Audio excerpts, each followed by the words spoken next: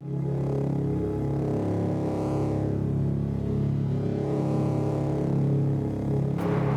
evening, I'm Rick Lord. Welcome to this Eyewitness News special. What you're watching right now is actually taped earlier today, just after noon, January 9th, 2015.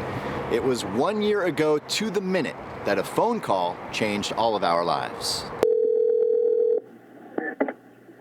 DEP still line, how may I help you? Yeah, this is Bob Reynolds, Freedom Industries. Just calling to let you know that we've got a leaky tank. That was the phone call from Freedom Industries to the DEP, alerting them of a potential leak at the plant, which used to stand right behind me across the Elk River.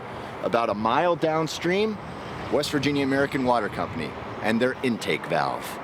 And soon everyone knew what we were up against. MCHM, not only in the Elk River, but in our water supply. And by late that afternoon, a very concise yet alarming order from the governor that kicked off a crisis. You should do nothing with tap water that's supplied by West Virginia American Water with the exception of flush a commode or fight a fire. Heaven forbid that should happen. But, do not wash, do not cook with, do not bath in, don't wash clothes in any of this water until the clear sign is given. 365 days later, and we are still dealing with the aftermath. Those large tanks that once stood at Freedom across that river, now gone, but the cleanup continues. Meanwhile, the legal case is moving forward with new developments just this week. And the water company is still trying to figure out how all the new state laws apply to them. Meanwhile, a lot of people, maybe even you, still don't completely trust what's coming out of their taps. For the next hour, we'll be taking a look back at exactly what happened, everything that it's led to, and perhaps most importantly, what we've learned from it all. We will look at the specific laws passed, talk with business owners about how the crisis has affected their livelihoods and our economy, and speak with families who are still concerned about the health impacts. We'll interview some of the key players that emerged during this ordeal to get their take on what's transpired over the last 12 months and where things are headed. And we'll want to hear from you too. To get your instant feedback, we have set up a social media desk. It's been a long year, a lot has happened, and there are still a lot of questions, some of which hopefully we can answer for you tonight as we take a look back and toward the future. This is the West Virginia water crisis 1 year later.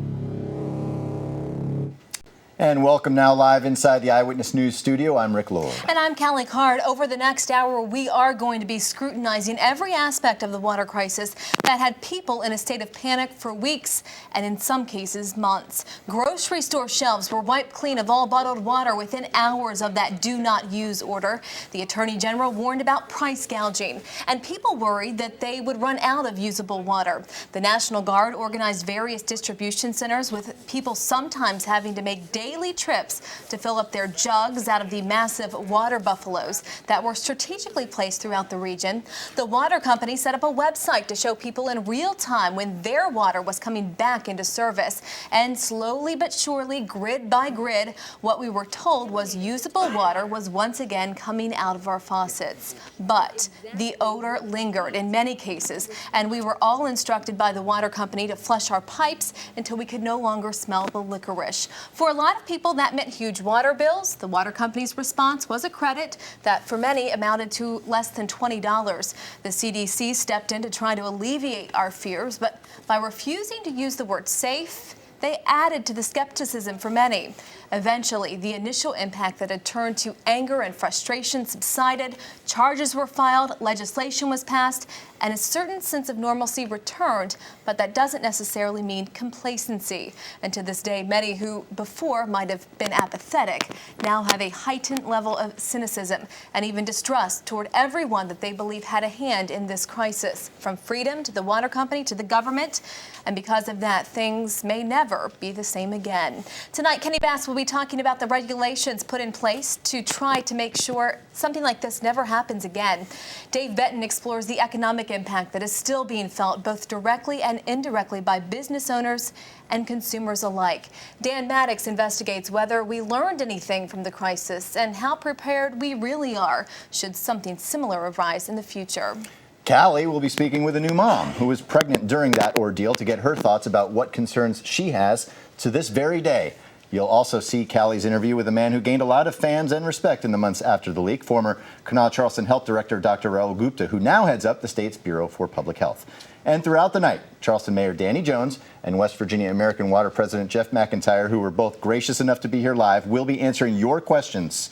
Stefano DiPietrantonio will be anchoring our social media center, giving you a chance to give us instant feedback and to get your thoughts heard. We begin this evening with a series of anniversary events that took place throughout the day today at the West Virginia Cultural Center. People sharing their stories and even ideas on how to prevent such a leak from happening again.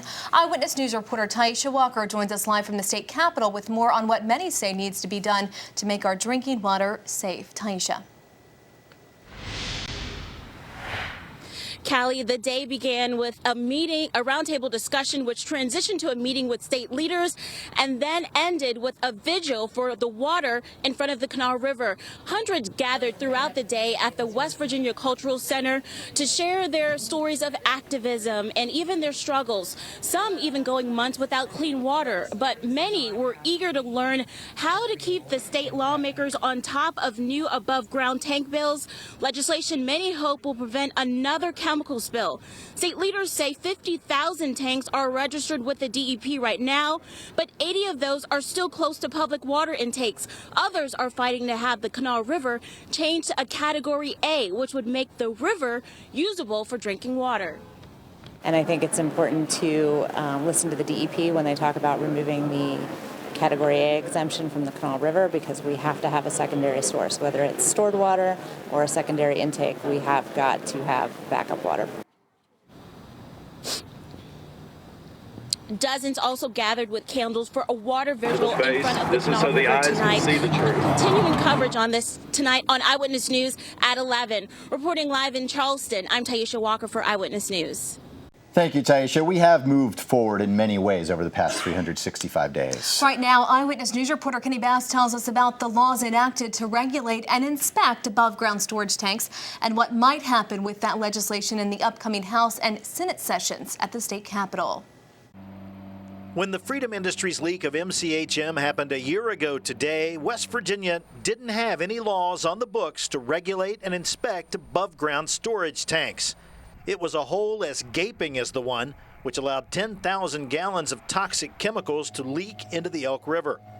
Legislators attacked the issue during the 2014 session and created a law to catalog and keep up with an estimated 50,000 tanks located all across the state. Governor Tomlin signed the measure. I think absolutely we're better off today than we were a year ago. There were so many unknowns, a year ago today, with the what happened with our water situation affecting 300,000 people, and because of the law that we were able to pass here, today there are 50,000 tanks, above ground tanks in West Virginia that have been registered with our DEP. Although the survey's January 1st deadline to have every storage tank in the state looked at was missed, early results show about 1,100 tanks did not pass inspection. They were labeled not fit for service. If the DEP has what we know now to be about 50,000 tanks that we need to regulate, I don't want that to water down the priority, which is a much smaller number of tanks that we have that run the biggest risk of negatively impacting our water supplies. So that's my concern, is to have all these tanks and have that have a lesser risk, and then have that distract us from those that are most concerned to us. There is pressure from industry groups, particularly from the oil and natural gas sectors, to tweak the law. They say it is overreaching and encompasses too many tanks. The incoming Republican Speaker of the House says discussions about the law are already underway, but don't expect the GOP to take the teeth out of a measure designed to protect our drinking water. I can tell you right now, I want to tell all your viewers, we are absolutely not going to rip the guts out of this bill. That is not going to happen. And I think what we have seen is, as you mentioned, we were trying to deal with a crisis and at the same time set public policy for the long term. And we knew in doing that there was going to be a continual process to make sure we did it right. There were steps we needed to take last year. I don't regret taking those steps. In Charleston, Kenny Bass, Eyewitness News. And joining us now to talk a little about what Kenny touched on is West Virginia American Water President Jeff McIntyre and Charleston Mayor Danny Jones. Gentlemen, thank you for your time. We appreciate you being here. Jeff, I wanted to start with you. I think it's clear to point out that the leak originated from Freedom Industries, a chemical company, and that's what these laws are trying to prevent, chemical leaks in the future. From the water company standpoint, you guys are in an interesting position where you have to show that it's unfeasible to do some of the things that they're asking you to do, and that's what is going on right now, the process of that underway. Explain a little bit about what they're asking you to do and why it's not necessarily feasible, and explain that word for many people that might not understand how it relates to this situation for the company to do that. Sure, and first of all, you got to look at the legislation in the three parts. The above ground storage tank portion of that bill, we don't have any issues with as a company, and we're in full compliance with registering tanks, putting our plans in and doing the engineering work. In around the source water protection plans, again, there's no issue there. The feasibility, we had to report back to the legislature whether we thought the specific language that they proposed around testing, monitoring, that only applies to West Virginia American Water, could be done.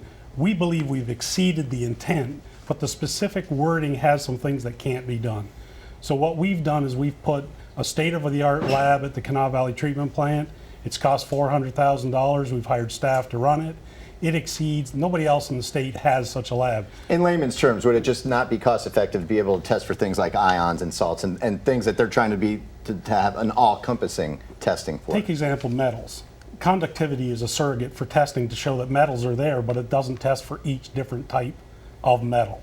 So if you get into testing for each metal, it's prohibitive, it's not feasible, you can't, the community couldn't afford all of that equipment at each of our facilities. Remember, we have 9 water treatment plants. We don't just have the single plant at Kanawha. We're responsible as a utility under that legislation for all 9 plants. So we have Webster Springs, has about 900 customers. Is it feasible to put all of that $400,000 technology for a plant that serves 900 customers? And another thing a lot of people are talking about is the possibility of a second intake that was mentioned there in Taisha's story. Is that possible to put a second intake on the Kanawha River, so if there's ever a spill again, you can shut down that intake on the Elk River and start taking in water from Kanawha? Well, we take water from the Kanawha at our Montgomery facility. It's further upstream. The question is the cost of taking water. If we were to take water in front of Charleston, which is not available today because it's not Class A water, but if we were to take water from in front of Charleston, it's about a $50 million project. If we go up towards Chilian, it's about a $150 million project. We've just started, initial discussions with the DEP and have hired a consultant to look at the actual water quality in the Kanawha River. Just because it gets changed to Class A doesn't mean the water quality is suitable for a public water intake. So that's what we have to satisfy ourselves. We don't have a dog in the fight per se of it being Class A. We support Class A water, but we have to make sure that people don't believe just because it's made Class A, it's suitable for this community's water supply. We have to confirm that that water is of good quality. I wanted to ask Mayor Jones something really quick. Danny, you heard Delegate Armstead in Kenny's package say that he will say with conviction that they're going to keep the teeth in that law. Are you confident with the way things are going through the legislature that Charleston's residents will be protected? I am, and I think that I'm very grateful to Delegate Armstead for his Speaker Armstead. I was relieved to hear what he had to say, and I think our #1 resource in West Virginia is water. There are some states in this country that can't get water, or they fight over the water, and it's our #1 resource ahead of coal and ahead of natural gas and oil, and we ought to protect it. What did get me about the presentation you all made was the legislature and what that they passed a law after the tanks leaked and not before the tanks leaked. When I was in the legislature, it was many years ago, we had David Grubb and Speaker Chambers. We dealt with environmental issues, and instead of reacting, we acted. Of course, that's when Pennzoil had those tanks. These tanks had been in bad shape for a long time, and that should have been caught before it went in the water. I'm glad you brought that up, because later in the show I want to talk a little bit about that, and especially with you as well, with the amount of chemicals that are being made every day, new chemicals that no one's ever heard of. How likely is it that you can be proactive instead of reactive to something that you didn't even know existed yesterday? We'll get to that in just a minute, but I'm glad you brought that up because that's certainly one of the questions that a lot of people have on their mind. And we've been asking you all day to weigh in on a set of questions about the water crisis over on our Facebook page. Eyewitness News anchor Stefano DiPietrantonio is manning our social media desk right now and has your reaction. Hey, Steph. Hey there, Callie and Rick. If you haven't done so yet, it's super simple. Just go to our Facebook page, click on the Eyewitness Insider tab, then you're going to see the poll in the upper left. Here are some of the questions we're asking. Are you drinking the water supplied by West Virginia American Water Company?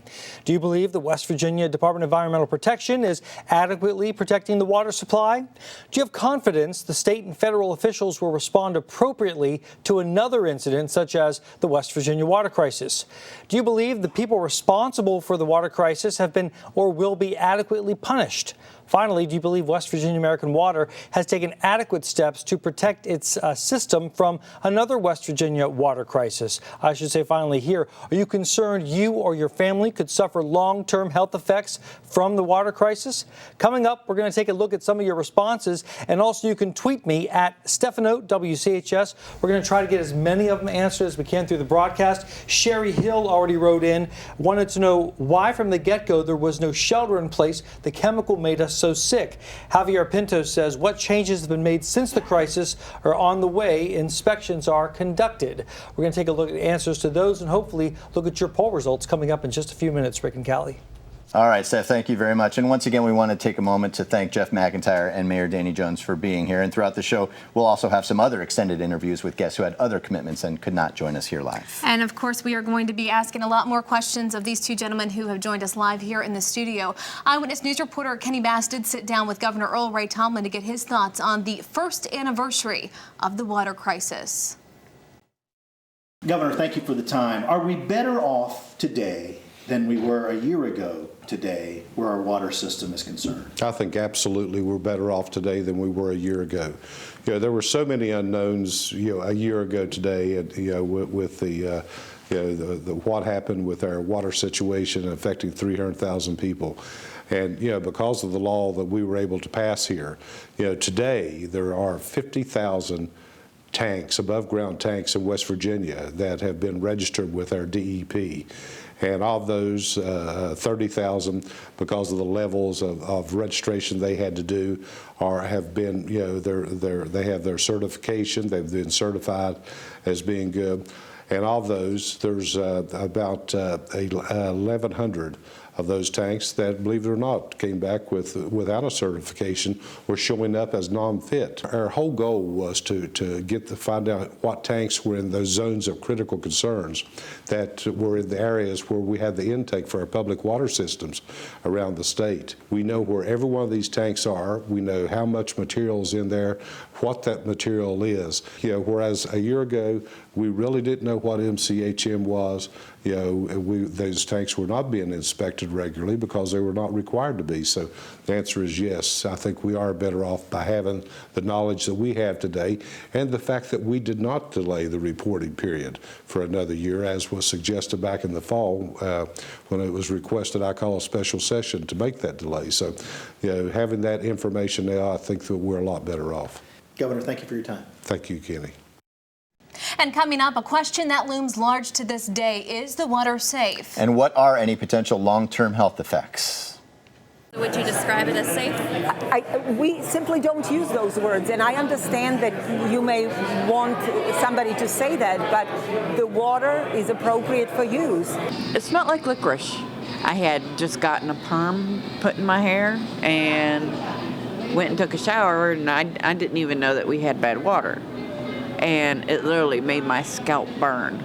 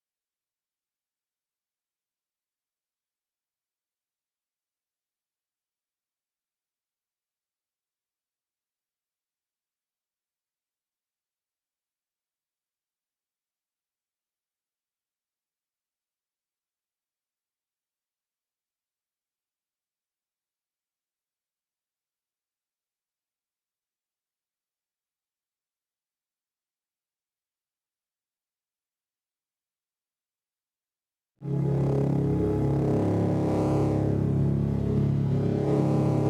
started drinking bottled water, and I can still tell a different taste in the water. So I'm sticking to the bottled water. In the days following the beginning of the water crisis, thousands were concerned about drinking, bathing, cooking with the water. One group notably worried pregnant women, especially when there seemed to be conflicting reports about whether the water was safe for them. But certainly everyone was concerned. Tonight we're checking back in with a mother who was pregnant during the crisis and a man who says the water affected his health as well. I love being a mom. It's the best job that you could ever have. Full of surprises every day, and they grow up way too fast. A lot of changes over the last year for Shanda Christ, a new mom to her now 9-month-old Dylan, and life getting back to normal post-water crisis. Back to normal for the most part. We just are still very cautious about using the water for consumption. Shanda was pregnant during the water crisis. When we checked in with her in February, she was not using the water at all. Put a spout on here. Even after it had been declared safe, and didn't use it until Dylan was born. You just worry. That was because there was a mixed message coming from health officials about the safety of our water. When the ban was lifted, it was lifted for everyone. Then a warning to pregnant women not to drink it. And then this from the CDC refusing to say if the water was safe. The water is appropriate for use. That left Shanda and many other pregnant women with a flurry of concerns. We question, should we even stay in this area? Is it something that's going to be safe for our kid 5 years down the road? Is it something that's going to be safe for our kid 10 years down the road? And while things are getting back to normal for Shanda a year later, those concerns continue. It's worrisome, especially with him bathing in the water as a newborn and what, is still in the water that he would have an intake. You just kind of worry health-wise what's going to happen 5 years down the road, 10 years down the road. As for the lingering health impacts, it's still too early to say. But early on, right after this bill, many people did report health issues. According to the CDC, nearly 600 people went to emergency departments across the state. A low percentage of people, considering 300,000, were impacted by the water crisis. Those who did go to the doctor reported symptoms of nausea, vomiting, abdomen pain. Skin issues were another common symptom. Notice my hands are swelling. Mark Parsons Justice had been using the water before the do not use ban was issued. He had to get treatment for a rash that developed on his hand. Today, he says he's better. Very, very painful burning on my hands, and we were able to treat that fine. My husband Barrett ended up getting a rash on his face, and it was pretty intense, and he's been seeing a dermatologist since then. Mark says he's now using the water, also using it to drink, and even though his symptoms were short-lived, he continues to have concerns. It's very easy for those who were responsible or who had some part in the responsibility of the leak to say there's no known dangers. We simply don't know that. I think that to answer the question, what will happen, only time will tell. And with those concerns about future health impacts, many are asking for long-term health monitoring. Yeah, you sat down with Dr. Rahul Gupta, who now heads up the state's Bureau for Public Health, to ask him if that will ever be implemented and what lessons have been learned by health officials. The water is definitely safer today than it was on January 9th of 2014. It has been for months. It's drinkable. We're all drinking it. Most people are. Now, you can't, it's important never to say never.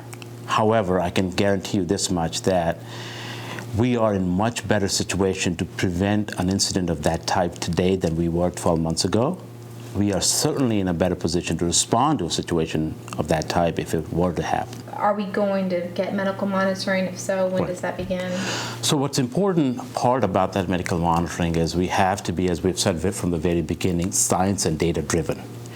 And the tremendous benefit we now have is we have our federal partners in NIH, National Toxicology Program, and the CDC engaged in helping develop the science that will help determine whether we need that or not going into the future.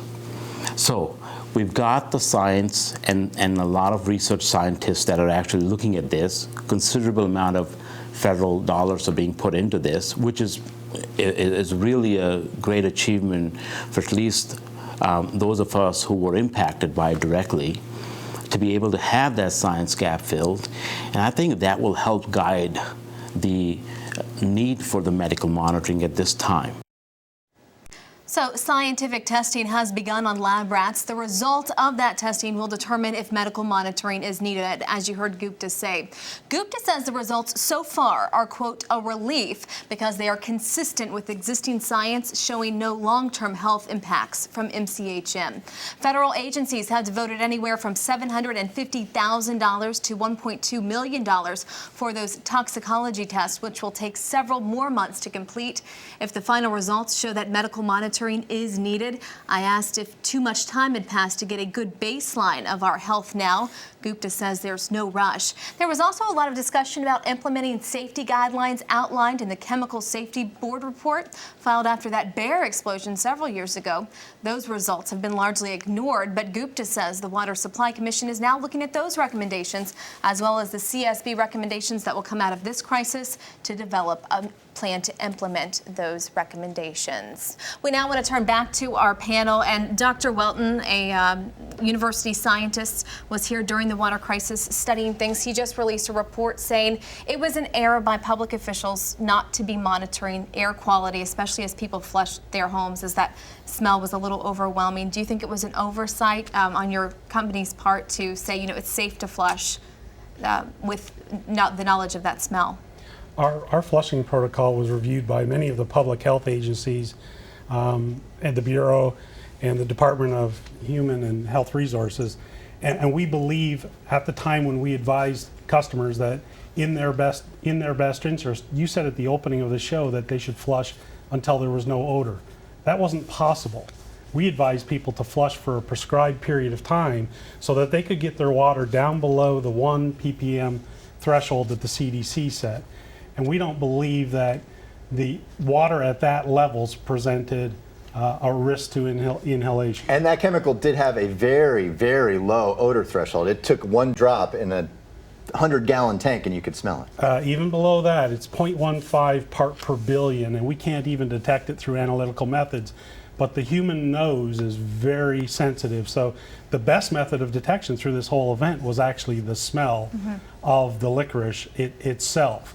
But when you look at the guidance that we put out, we think it was appropriate for the circumstances at the time. Remember, the guidance was there to get people so that they could rid the small part of their plumbing system to get it in the house is only about a couple hundred gallons. And I think whenever we said, you know, to flush until they could no longer smell, I think that's one of the mixed messages that went out during all of this. Because if you called West Virginia American Hotline and you had a problem, I know from personal experience, they said just to keep flushing. Keep flushing your pipes. It's very difficult to manage all of the different voices speaking in this, but our flushing protocols were clear that we were still putting out water from the treatment plant that had the smell, so how could anyone flush and eliminate the smell at the time that we were doing the lift? It just was an impossibility.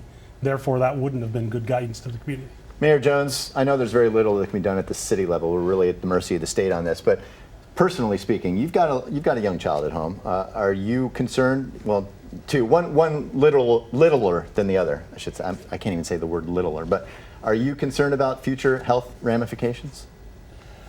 I have confidence in what we've learned and what we've been able to involve ourselves in since this crisis. And I think we've all learned a lesson, and I think we need to be more active than reactive. And I think the legislature and the DEP needs to be to monitor these tanks a little bit better. I think that if Senate Bill 373 is tampered with, that the legislature, and I've conveyed this message to my Republican friends up there, that they're going to run right dead flat into Rayal Gupta, and because he is not going to be happy if they tamper with 373. I don't know what they have in mind. It's beyond my pay grade at this point. I'm not on any committees, and I'm not a legislator, but we need to be very careful about tampering with that bill. And so many aspects to this crisis. Of course, the water crisis taking a huge toll on our area economically. Something that Mayor Jones will certainly be able to comment on. Restaurants and businesses that rely on water had to shut down, costing them, in some cases, millions of dollars over the course of that crisis. Still ahead, a closer look at the exact cost of it and how our area is now recovering. My mom, she actually just probably started using the water probably just a couple months ago because she didn't want to use it at all, like washing dishes and stuff and cooking with it. She didn't want to use it, but now she is. We drink bottled water for the most part. I mean, we buy the big 4-gallon jugs for most cooking and stuff like that, and Kool-Aid, whatever, and drink bottled water. We hardly use. We bathe and wash clothes in our other water.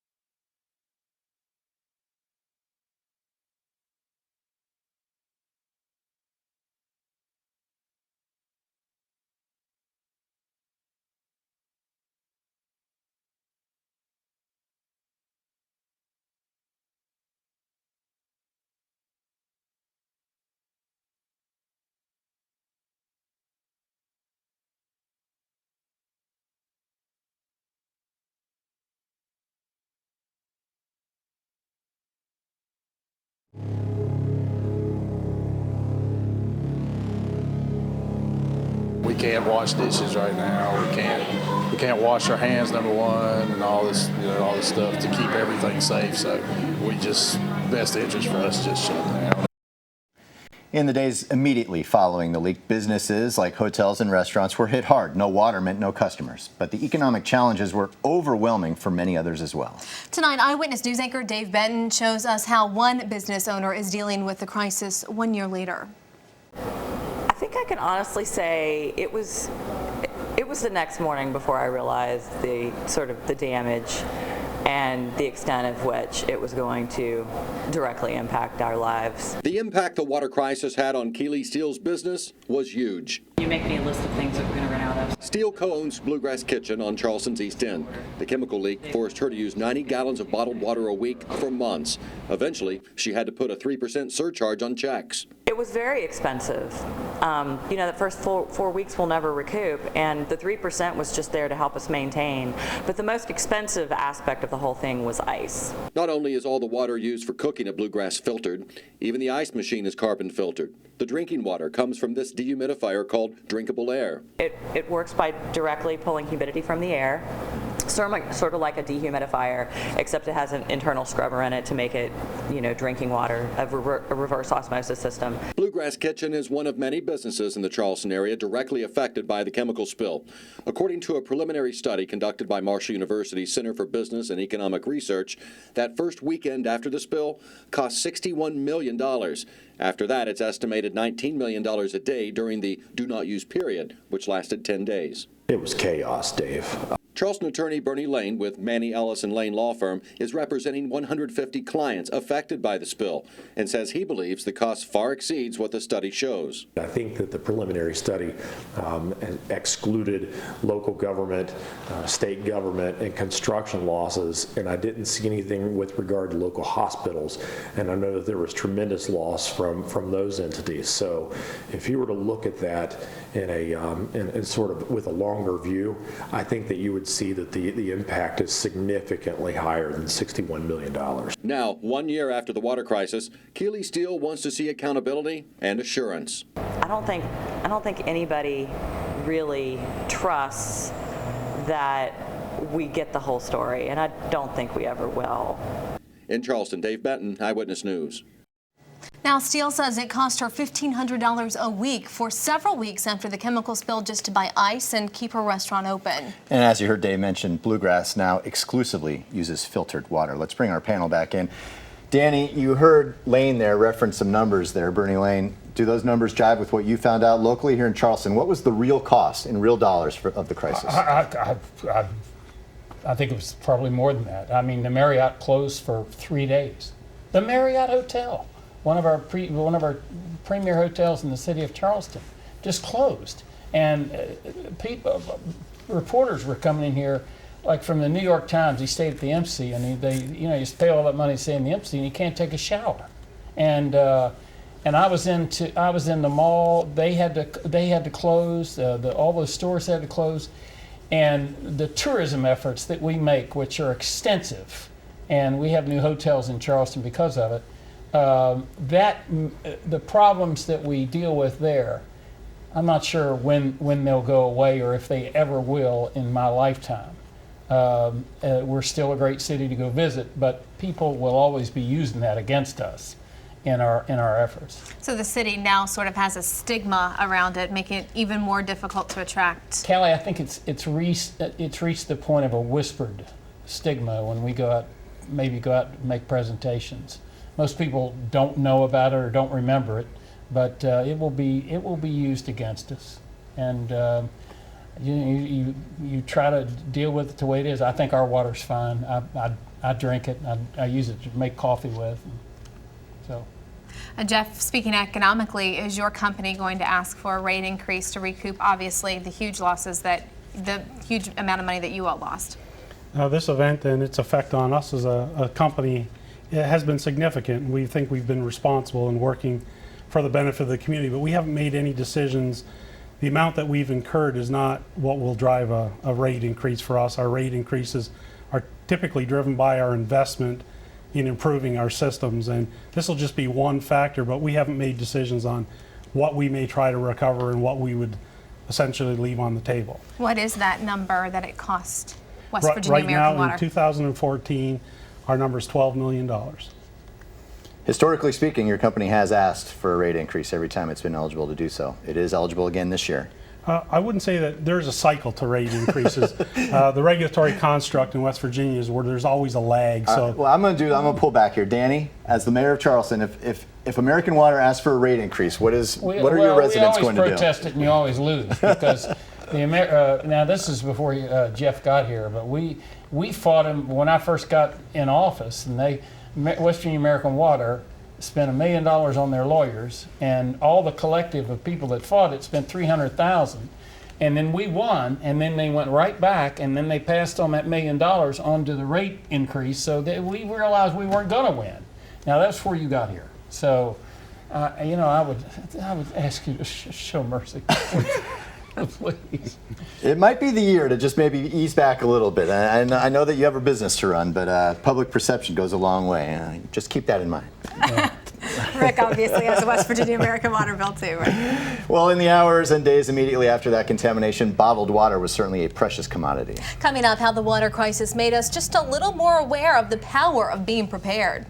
This is actually the third place I've been to trying to get water, so I've resorted to ice. And the first thing was trying to find bottled water. And of course, it was all gone. So the first thing I did was start buying bags of ice and melting bags of ice to get water.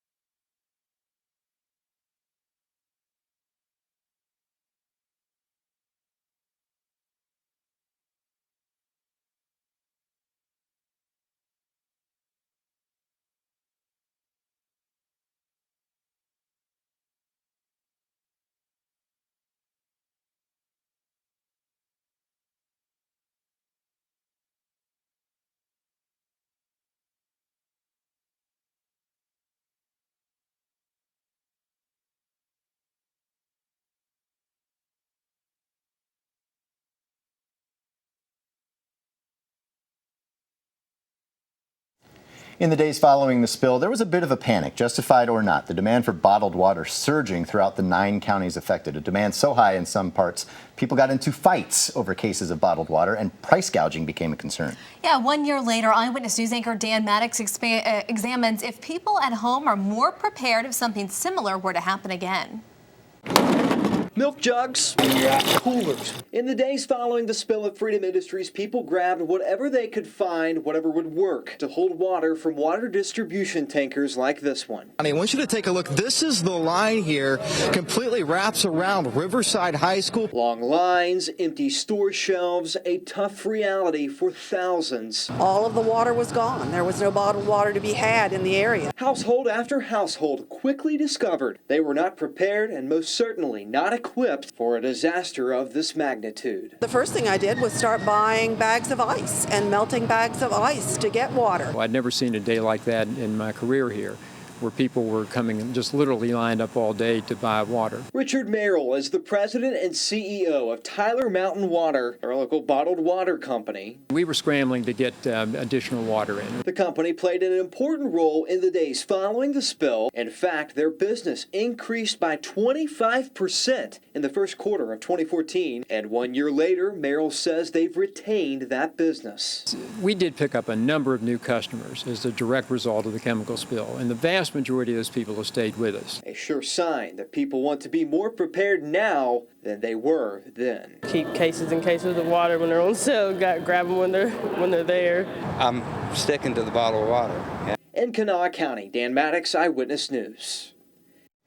And right now, we want to get another check on your thoughts tonight. Several questions for you to consider about the water crisis. Let's send it back over to our social media desk with anchor Stefano DiPietrantonio. Steph?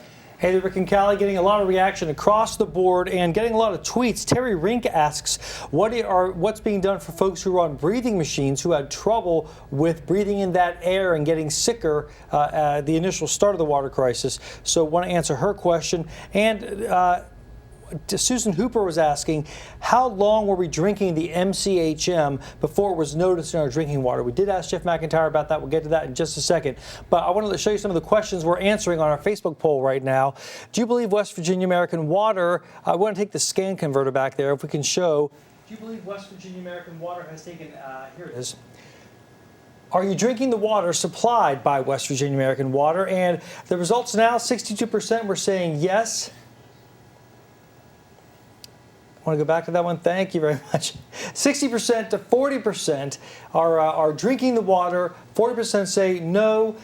I want to put this to Jeff McIntyre. Do you feel it's a fair assessment? Are most people that you're hearing from your customers, are they drinking the water again?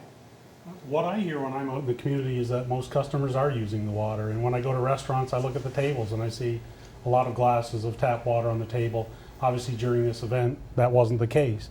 But there are people that always choose to drink bottled water, no matter where they are. It doesn't matter what system they're taking the water from. Their choice is bottled water. But I do know that there's some reluctance and there's still probably some fear for people when you have something that you can smell in the water. That's a reaction. And I have to tell people that the water is safe. West Virginia American Water has always had a high quality of water, and we're back to that quality of water, and people should be confident in using it. I don't frankly understand buying bottled water at its cost. It's more expensive than gasoline, and we complain about gas prices. Jeff, thank you very much. You've always been up front with us. An interesting perspective. Thank you, Jeff. So the question now, where do we go from here? When we come back, a look at the ongoing legal battles and what we have all learned from that crisis. I do trust the water. I think it's just fine. I'm pretty optimistic about a lot of things. I use a lot of common sense. I mean, I'm not the kind of person who thinks negative. You know, I've always just trusted the water from the second they said it was okay. And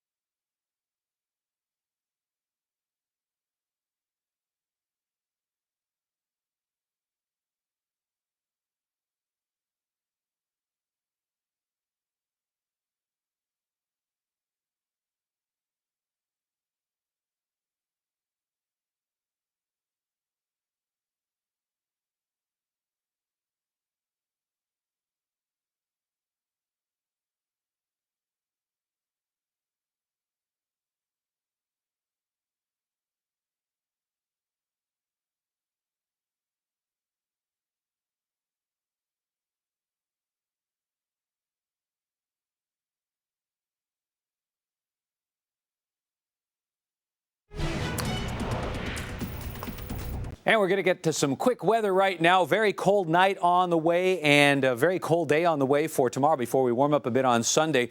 By the way, last year at this time we dropped down below zero a couple days before the water crisis, but by the time it hit, we were seasonable in the 40s and we stayed in the 50s and 60s the next couple of days. Right now, temperatures dropping into the teens to around 20. Wind chill values, most areas in single digits, below zero, Athens and Parkersburg. Tonight, we're going to drop down to a very cold 4 degrees. Tomorrow, 24, mostly sunny, but despite the fact we'll have sunshine, going to be very cold. 45 on Sunday, seasonable. Rain to snow on Monday, a little snow left over Tuesday. Dry on Wednesday, some snow on Thursday, and dry again on Friday. Rick? Thank you, Jim. Coming up, multiple investigations into the water crisis and new reports being released just this week with even more incriminating evidence against freedom. That's right after this.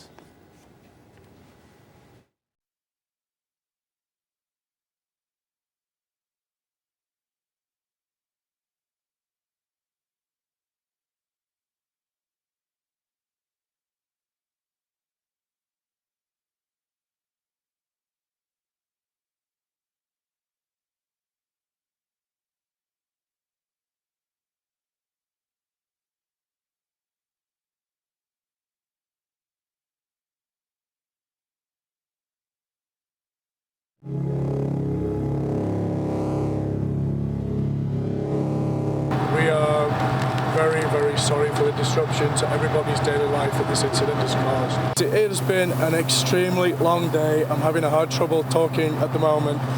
I would appreciate it if we could wrap this thing up. I will. Well, we actually have a lot of questions, and it's been a long day for a lot of people who don't have water. So can you give us an exact timeline as to how this all happened? The DEP was saying earlier today, as early as 8:15 yesterday morning, they were getting reports, and that you all did not call it in until 12 noon. The DEP was already here at 11:15. So what's the timeline on all this? We were aware of the leaking storage tank around 10:30. We load tank trucks of this material on a regular basis, and occasionally we've had reports of an odor previously.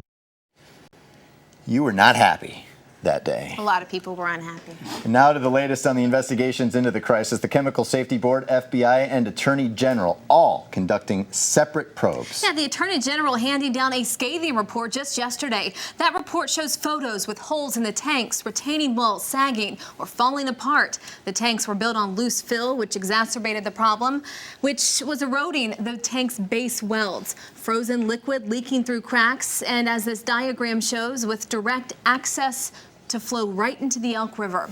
Morrissey says part of his investigation includes documents which blatantly show Freedom Industry operators knew there was a problem with tank erosion as far back as 2009. Meanwhile, a newly unsealed FBI affidavit also alleges Freedom employees were aware of the problems at their facility. It's all part of the case against Freedom and the former president. They were all back in court this week. Gary Southern and owners Dennis Farrell and William Tissall pleading not guilty and released on bond with conditions. In all, 6 former Freedom officials and the company itself facing various charges. Southern, by the way, also faces fraud charges related to the bankruptcy case. The trial's scheduled to begin March 10th in Charleston. And as that moves forward, a lot of questions. I know that, Jeff, you really can't speak on any litigation because of your company involvement. But the man to your right is look at him. He's itching to talk about this. Danny, I'll just let you go. What would you do with everything? You know, they've come into this town and they disrupted our water supply. 300,000 people were affected in a very negative way. It disrupted our business, did irreparable damage to this community. Now they've come into this town. They've hired the best lawyers. You just saw one of them on two of them on television. And they want to exclude our lawyer, Booth Goodwin, because he was affected by the water crisis. He was affected in a category. He wasn't singled out specifically, and that part will be thrown out. And this case needs to go to trial, and those guys need to go to the hooch cow. That's I've never wanted anybody to go to prison except for those people. What they did, the damage they did. You've never wanted anybody to go to prison, except for these people. I don't think that way. I don't know. I just don't think that way. Those guys belong in a pen, in the penitentiary. What the damage they did to this community, and to cavalierly walk down the street with those high-priced lawyers, they need a day in court, and then they need to go away. And of course, all that will soon play out, and time will tell what will happen. Finally tonight, though, we want to send it back over to the social media desk, where a lot of you have been sending in some of your questions. Yeah, the one big question at the end of our poll says, do you believe the people responsible for the water crisis have been or will be adequately punished? And according to my results right now, only 34% believe yes, 61% believe no, and 5% had no opinion. And one of the questions that Susan Hooper had tweeted me a little while ago says, how long were we drinking the MCHM before we noticed it in our drinking water? And I put that question here to Jeff McIntyre because you were saying that you learned about it and it finally saturated your systems around 4 or so, right? That's correct. We detected it in our filtered water, essentially our treated water, at 4 p.m. and we did the do not use advisory at the 6 p.m. press conference. And you feel like, you said by 6 o'clock you noticed it. She wonders if it was happening any days prior to that. Do you have any record of that? No, we have absolutely zero belief that we had anything in our water supply before 4 p.m. As I mentioned earlier, the odor detection level, the nose is the best instrument for detecting this. Our operators actually heat the water, and that helps the smell come out. So they had no detection of this in the water until 4 p.m. And Mayor Jones, do we have any kind of a shelter? Another Twitter person was asking, do we have any kind of a shelter set up in place moving forward if something like this were to happen where people could go and get help right away? 300,000 people? No. We don't have the capacity for that. How would you know how many people to prepare for? But let me say this, our emergency services workers did a great job, and specifically the Charleston Fire Department.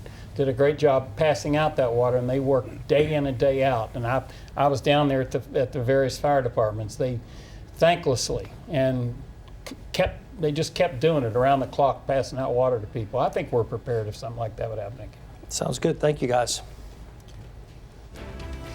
All right, and finally tonight we would like to thank our panel guest, Mayor Danny Jones, and of course the head of West Virginia American Water, Jeff McIntyre, for being here late on this Friday night. 20 seconds, Jeff. What did your water company learn from all of this? We learned that no matter how well you are prepared, events like this can happen, and we believe the focus on water supplies is good because people have always taken their water for granted, and that focus and the legislation will help add belts and suspenders approach to water supplies. Well, thank you again for being here tonight for West Virginia Water Crisis 1 year later. From all of us here at Eyewitness News, have a great night. The news continues over on WCHS TV for Eyewitness News at 11. Take care.